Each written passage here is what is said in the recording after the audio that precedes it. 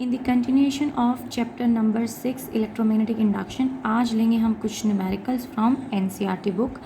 सो ये example number 6.2 है और कहता है कि square loop of side 10 centimetre and resistance 0.5 ohm is placed vertically in the east west plane.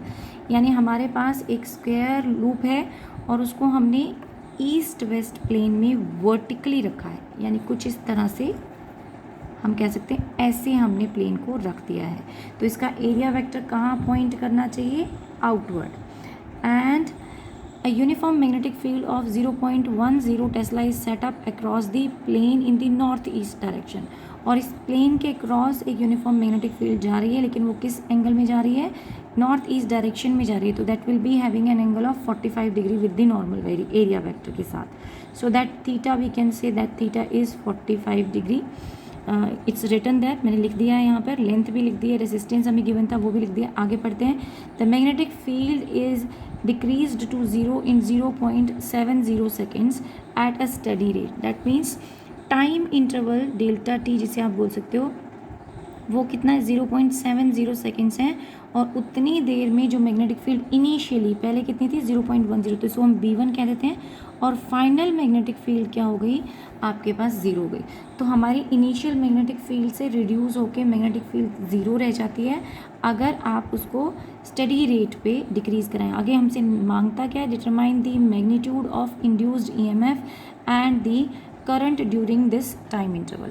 तो हमसे इंड्यूस्ड EMF मांगा है और करंट मांगा है। तो अगर आप EMF का फॉर्मूला देखें, that will be equal to phi of 2 minus phi of 1 divided by change in time. तो टाइम इंटरवल हमें गिवन है, लेकिन phi 2 और phi 1 देखा जाए तो इनिशियल मैग्नेटिक फील्ड जो हमारा फ्लक्स था, इनिशियल मैग्नेटिक फील्ड हमारे पास थी और उसकी वजह से हमारे पास इनिशियल फ्लक्स phi 1 रहा होगा, लेकिन phi 2 हमारा 0 हो जाएगा क्योंकि फाइनल मैग्नेटिक फील्ड है ही नहीं। तो final magnetic field will be 0 and minus of this BA cos theta, जो मैं यहाँ पे कैलकुलेट कर लेते हैं हम इसको। B कितना हो गया? 0.1। मैग्नेटिक फील्ड हमें गिवन है। एरिया हो गया लेंथ इंटू ब्रेथ, क्योंकि स्क्वायर लूप बोल रहा है तो इसको हम इंटू में 0.10 और कर दें एंड cos ऑफ 45 यहाँ पर आप प्लेस करें। तो you can calculate this one. और जब इसकी वैल्यू जो भी आती है वो हम यहाँ पर हमें प्लेस करनी है।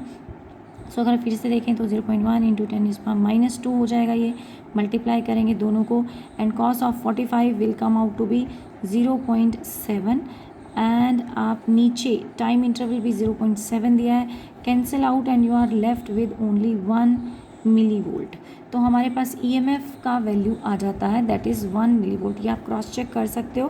But they are also asking for current, वो हमसे करंट भी मांग रहे हैं। The current is equal to E/R, EMF by resistance, and resistance is given to you that is 1 millivolt को आप टोटल रेजिस्टेंस गिवन कितना है? 0.5 है, उससे हम प्लेस करते हैं तो दिस इज़ 2 मिलीवोल्ट आपका आंसर आ जाएगा। Sorry, this is ampere. So ये एम्पियर है। करंट हमने निकाल लिया है। फाइनली हमारे पास करंट भी है और EMF भी है। नेक्स्ट क्वेश्चन देखें। A circular coil of radius 10 centimetre 500 turn and radius 2 ohm, resistance 2 ohm, sorry. So हमें क्या क्या दिया है? रेडियस दिया है। सॉल्यूशन देखते हैं इसका। रेडियस दिया है 10 सेंटीमीटर, जिसको हम कन्वर्ट कर सकते हैं 10 सेंटीमीटर अभी लिखते हैं हम इसको। नंबर ऑफ टर्न्स दे रखी है 500, रेसिस्टेंस दे रखा है 2 ओम, is placed with its plane perpendicular to the horizontal component of the earth magnetic field। so आपकी अर्थ मैग्नेटिक फील्ड के परपेंडिकुलर आपने प्लेन को रखा है। एंड फॉर एग्जांपल मैं मान लेती हूँ कि ये आपकी हॉरिजॉन्टल कंपोनेंट था अर्थ मैग्नेटिक फील्ड का। तो आपने प्लेन को कैसे रखा होगा? जो प्लेन रखा गया है वो इस तरीके से रखा गया है। तो मैग्नेटिक फील्ड जो है अभी भी एरिया वेक्टर कहाँ होगा? सेम डायरेक्शन में। सो एरिया वेक्टर के बीच में और मैग्नेटिक फील्ड के बीच में, horizontal component of the earth magnetic field के बीच में एंगल कितना होगा? वो होगा 0। तो θ1 वी आर अज्यूमिंग 0 है, अज्यूमिंग नहीं, वो हमें गिवन है। And then it is rotated about its vertical diameter. और आप कहता है कि आपने इसको यहाँ से रोटेट कर दिया है वर्टिकल डायमीटर पे और आप अब इसे उल्टी डायरेक्शन में ले आए हो। जब आप इसे रोटेट कर देंगे तो then angle will be, I am repeating, शायद फोकस से उतना क्लियर नहीं था, पहले ऐसे प्लेस था तब एंगल था 0। जब आपने इसे वर्टिकली रोटेट करा के इस तरीके से प्लेस कर दिया, अपोजिट डायरेक्शन में प्लेस कर दिया, तो अब एंगल इस तरफ हो गया एरिया वेक्टर और थीटा कितना हो गया 180। सो थीटा 2 हमारे पास कितना है अब 180 है, और इन्होंने रोटेट भी कंप्लीट कराया था बाय 180 डिग्री कराया था। तो टाइम इंटरवल हमें दिया हुआ है 0.25 second. Estimate the magnitude of EMF, तो हमें EMF निकालना है एंड हमें करंट निकालनी है। And the horizontal component of the earth magnetic field वो भी हमें गिवन है, BH हमें दिया हुआ है 3 × 10⁻⁻5 टेस्ला। सो सबसे पहला काम, एक्सप्रेशन हमारा बिल्कुल सेम है, द ओनली डिफरेंस इज इस बार हमें नंबर ऑफ टर्न्स दी हुई हैं। पिछले केस में हमारे पास कोई नंबर ऑफ टर्न्स नहीं थी, यहाँ हमारे पास है। तो EMF का फॉर्मूला वही है, phi2 - phi(1) by delta t into number of turn से आप मल्टीप्लाई कर देंगे। If you want to keep minus symbol you can keep, otherwise हमें मैग्नीट्यूड ही निकालना है, हम EMF का मैग्नीट्यूड आंसर ही देंगे। सो देख लेते हैं कि phi2 एंड phi1 कितना आता है हमारे पास। तो phi2 एक केस में आ जाता है, that is BA cos of final जो था that is 180 and BA cos of 0, ये एक्सप्रेशन हमारे पास आएंगे। And delta T time interval हमें 0.25 यहाँ पे हम प्लेस कर सकते हैं। सो cos 180 is minus, so minus and minus will be adding both of the two. So area और चेक कर लेते हैं, बट यहाँ स्क्वायर लूप नहीं है, यहाँ सर्कुलर लूप है। तो एरिया πr² आएगा। सो मैग्नेटिक फील्ड आपको 3 दे रखी है, तो 3πr² इसमें, 3πr² इसमें और 10⁻⁻7। तो हम अगर ऐड कर देंगे इन दोनों को, n नंबर ऑफ टर्न से मल्टीप्लाई करना है, इस पूरे फैक्टर को 500 से भी मल्टीप्लाई करना है नंबर ऑफ टर्न से। When you multiply and solve this out, so आपके पास आंसर आना चाहिए। मैं एक और स्टेप लिख देती हूँ, then you can simplify this, 6π × 10⁻⁷ by 0.25 and this comes out to be 3.8 × 10⁻³ volt. तो ये आ गया हमारे पास EMF। And if we want to find out the current also, तो करंट भी हमें निकालना है। E/R रिलेशनशिप होता है, R आपको गिवन है 10⁻³ R रेसिस्टेंस हमें 2 ohms दे रखा है। सो 2 वैल्यू प्लेस करेंगे which is 1.9 × 10⁻³ ampere. So this is again we have solved a question. एक क्वेश्चन देखते हैं, next question. In this question, an aircraft with a wingspan of 40 meter flies with the speed of 1080 kilometre per hour. So आपको change करना पड़ेगा इसे kilometre per hour को। In the east what direction, so ये east direction में plane fly कर रहा है, तो east direction is this one. तो हम जब नॉर्मली कंडीशन लेते हैं तो ये east, west, north and south. तो ईस्ट डायरेक्शन में प्लेन फ्लाई कर रहा है, तो मैं जस्ट एक रफ लेआउट बना रही हूँ, प्लेन को नहीं ड्रॉ कर रहे हैं, बस उसकी डायरेक्शन दिखाने के लिए। In the eastward direction at a constant altitude, यानी कि उसकी हाइट जो है थ्रू आउट सेम है। In the northern hemisphere where the vertical component of the earth magnetic field is this much. Okay, तो आपका प्लेन इस डायरेक्शन में फ्लाई कर रहा है, लेकिन विंग्स तो इस तरफ होते हैं, तो विंग से विंग, एक साइड के विंग से दूसरे साइड के विंग का स्पैन जो है आपको 40 मीटर गिवन है। और बोला है vertical component of the earth magnetic field जो है, जो कि नीचे की तरफ होंगे, वर्टिकल कंपोनेंट डाउनवर्ड एक्ट करते हैं, वो इस वायर के perpendicular inward to the paper. अगर मैं क्रॉस से भी साइन शो करें तो वो भी हम शो कर सकते हैं, कि आप क्रॉस भी शो कर सकते हो कि वो फील्ड लाइंस क्या थी, वो इनवर्ड टू द पेपर जा रही थी, यानी डाउनवर्ड जा रही हैं magnetic field lines vertical component की। और ये प्लेन इस तरीके से कि जो विंग्स हैं उसका स्पैन जो इस तरीके से मूव कर रहा है। तो ये जो विंग्स का जो स्पैन है उसको हम एक कंडक्टर मान लें और कहें कि 40 मीटर लेंथ का एक कंडक्टर था जो एक परपेंडिकुलर मैग्नेटिक फील्ड लाइंस में ट्रेवल कर रहा था। और बिकॉज ऑफ दैट जब ये कंडक्टर ट्रेवल करता है तो उसमें एक इंड्यूस EMF डेवलप हो जाता है, जिसको हम by the formula BLV represent करते हैं।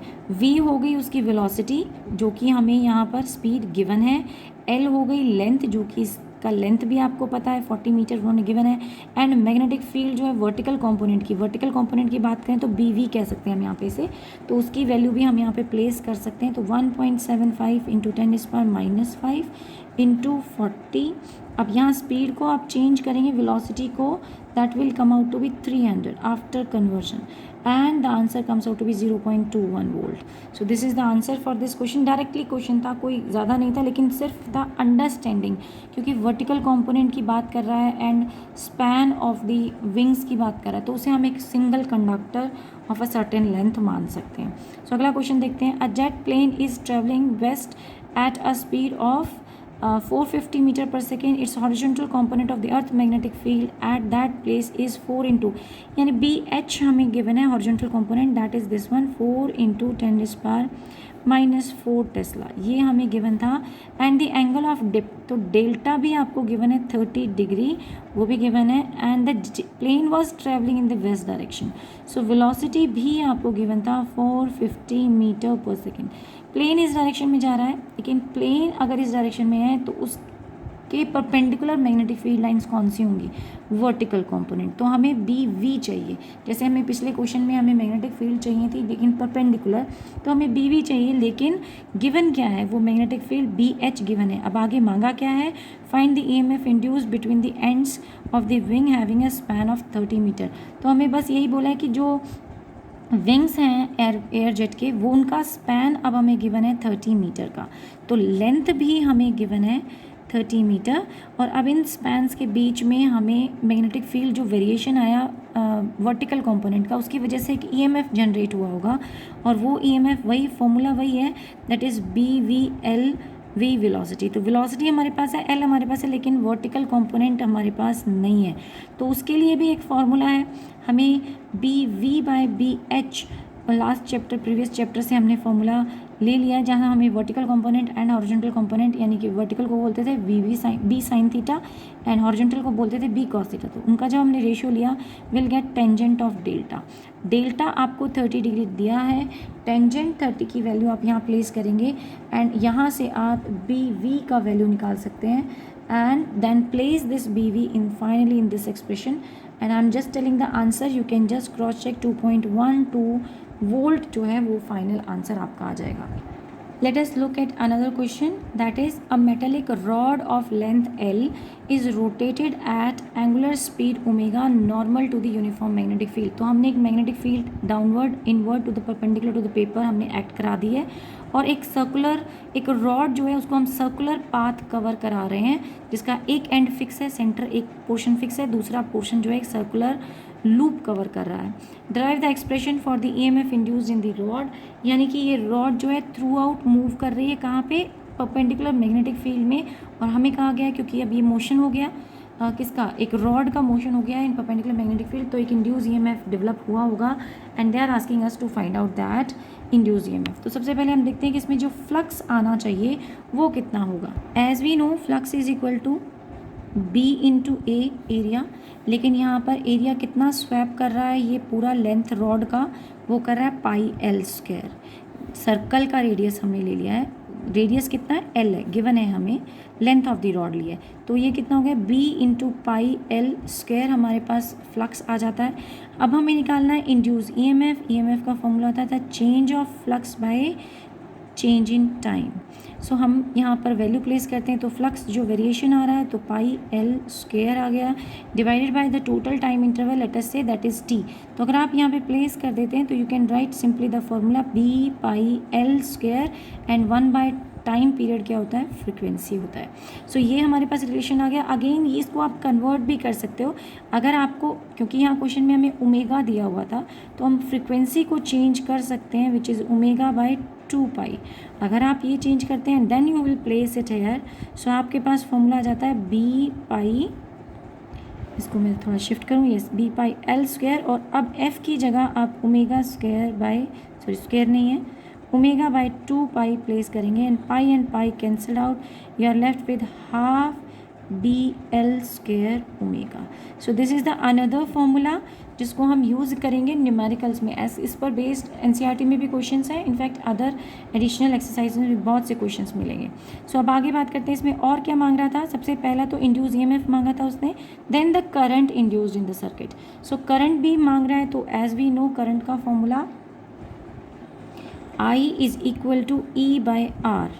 सो अगर R रेसिस्टेंस है किसका, रॉड का, तो हम यहाँ पर half BL² ω² divided by R लिख सकते हैं। थर्ड मांग रहा है heat dissipation if resistance is R is the resistance of the rod.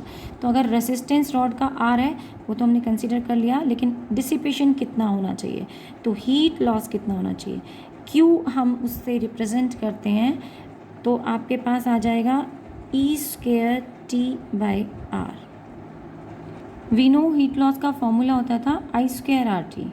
So I square R T किसका फॉर्मूला होता था? हीट लॉस का फॉर्मूला होता था। लेकिन E बाय आर अगर हम यहाँ पुट करते हैं तो आपका ये फॉर्मूला बन जाएगा। मैंने डायरेक्टली लिख दिया था, बट देन आई रियलाइज़ कि ये मैं बता दूँ कि कहाँ से आया है। तो आई की जगह हमने पुट कर दिया E square by R square into R T. एक आर कैंसिल हो जाता है, you are again back with E square R T. अब ई की वैल्यू आपके पास है, वो आप यहाँ पे प्लेस करेंगे। So your formula will be then ये हो जाएगा। अब आपके पास ई स्क्वायर का रिलेशनशिप में पुट कर रही हूँ 1/4, यहाँ पर डायरेक्टली मैं स्क्वायर कर रही हूँ इस वैल्यू में।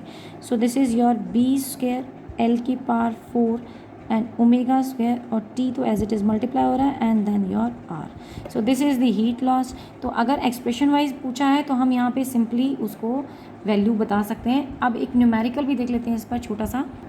This is again NCERT solved example. A wheel with 10 spokes, metallic spokes, each of 0.5 meter long is rotated. तो that means यहाँ पर कुछ लेंथ दी हुई है आपको, that is 0.5 metre long spokes थे, और टोटल नंबर ऑफ स्पोक्स भी आपको दिया, that is 10, और rotated with the speed of velocity भी दे रखी है आपको 120। अच्छा, ये this is you have to be careful about the unit. So right now rotated with the speed of 120 revolutions per minute. तो यहाँ रिवोल्यूशंस पर मिनट यानी ये आपको फ्रिक्वेंसी गिवन है, वेलोसिटी गिवन नहीं है। आरपीएस जो होता है, और अगेन वो भी मिनट में गिवन है, तो हमें ये मिनट को कन्वर्ट करना पड़ेगा। तो ये रिवोल्यूशन पर मिनट है, जिसको अगर आप कन्वर्ट करते हैं तो डिवाइड बाय 60 सेकेंड कर दीजिए, ये आ जाएगा 2 रिवोल्यूशंस पर सेकेंड। आरपीएस में आ गया। तो अब हमारे पास फ्रिक्वेंसी आ गई है। And what they are asking now next, let us see in a plane normal to the horizontal component of the earth magnetic field P H, H E बोला है हॉरिजॉन्टल कंपोनेंट को। इफ़ एच ई यानी horizontal component का value भी दे रखा है 0.4 gauss दिया at a place, what is the induce EMF between the axle and the rim of the wheel. आपको बताओ व्हील वर्टिकली रहेगा और हॉरिजॉन्टल कंपोनेंट एक्ट करता है हॉरिजॉन्टल डायरेक्शन में। तो मैं यहाँ पर मेरे पास व्हील जैसा तो कुछ नहीं है, बट व्हील ऐसे रहेगा। तो व्हील का जो एरिया वेक्टर है और हॉरिजॉन्टल कंपोनेंट का जो एरिया वेक्टर है वो दोनों सेम डायरेक्शन में होंगे। सो अगर हम कहते हैं इनके बीच में एंगल आ गया तो, लेकिन हमें कहना है कि उस वक्त जो स्पोक्स थे वो क्रॉस कर रहे हैं फील्ड्स को, और यहाँ पर एक ईएमएफ जनरेट हो गया, जिसको अभी हमने कैलकुलेट किया कि अगर सर्कुलर लूप में जाता है तो फिर डायरेक्शन क्या होगी। That formula is B pi L square frequency. Remember जो मैग्नेटिक फील्ड लाइन्स हैं हॉरिजॉन्टल कंपोनेंट की वो ऐसे एक्ट कर रही हैं, और जो आपका रॉड था वो ऐसे घूम रहा है। अगर हम कहें कि रोटेशन जो है, ये मैंने एक व्हील को ले लिया, व्हील तो नहीं है ये रेक्टेंगुलर फ्रेम दिखा रही हूँ मैं, बट हॉरिजॉन्टल कंपोनेंट ऐसे एक्ट कर रहा है, और जो आपका व्हील है वो इस तरह से घूम रहा है, ये रोटेशन ले रहा है। तो व्हील के साथ व्हील का रोटेशन ऐसे जा रहा है, ऐसे नीचे की तरफ या ऊपर की तरफ। तो व्हील के स्पोक्स के साथ मैग्नेटिक फील्ड लाइंस कैसी हैं हॉरिजॉन्टल कंपोनेंट की, वो नॉर्मल है, और बिकॉज ऑफ दैट हम ये ईएमएफ इंड्यूस्ड दिखा सकते हैं। हमेशा magnetic field lines normally act करनी चाहिए, यानी कि क्रॉस एक्ट करनी चाहिए। तो अगर मैं कहूँ कि ये मैंने क्रॉस मैग्नेटिक फील्ड लाइंस, अगर प्लेन ऑफ द पेपर की बात करें तो स्पोक ऐसे घूम रहा है और फील्ड लाइंस नीचे डाउनवर्ड नॉर्मली एक्ट कर रही हैं, तो हॉरिजॉन्टल कंपोनेंट। तो इसलिए फॉर्मूला डायरेक्टली हम लगा सकते हैं, अप्लाई कर सकते हैं, एंड देन हम जब हम प्लेस करेंगे सभी वैल्यूज़ को, after calculation you will get the answer 6.28 into 10⁻⁻5 volt. So मेन बच्चे डायरेक्टली फॉर्मूला भी लगा देते हैं B pi L square F, लेकिन हमें ये समझना चाहिए कि हर कंडीशन में आप फॉर्मूला नहीं लगा सकते, आपको ये चेक करना पड़ेगा कि किन कंपोनेंट्स की बात कर रहा है वो। तो एंगल इज़ वेरी इंपॉर्टेंट। यहाँ क्लियरली था कि एंगल जो है वो इस तरह से वेरी कर रहा था, और हॉरिजॉन्टल कंपोनेंट डाउनवर्ड है, तो नॉर्मल फील्ड एक्ट हो गई, इसलिए हमने इसे अप्लाई कर लिया। सो आज की क्लास के लिए इतना ही। नेक्स्ट क्लास में कुछ और न्यूमेरिकल्स लेंगे। Thank you.